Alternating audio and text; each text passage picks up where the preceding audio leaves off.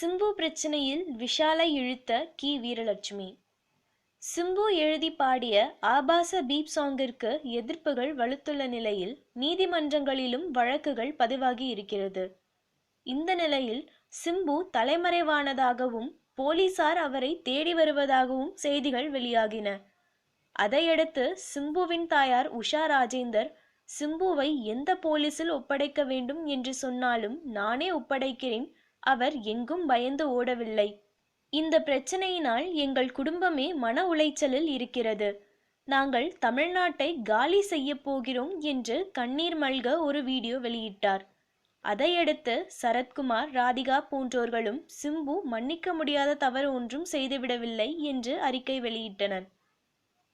இந்த நிலையில் தமிழர் முன்னேற்ற படை நிறுவன தலைவரான கி. வீரலட்சுமி என்பவர் ஒரு செய்தி வெளியிட்டுள்ளார்.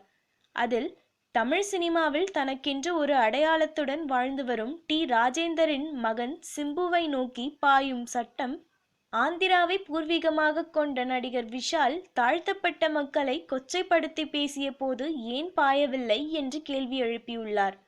மேலும் ஒருவேளை சிம்புவை கைது செய்தால் சிறை சென்று அவர் வெளியே வரும்போது சிறைவாசலில் தமிழர் முன்னேற்ற படை சார்பாக அவருக்கு மிகப்பெரிய வரவேற்பு கொடுப்பேன் என்றும் தெரிவித்துள்ளார்.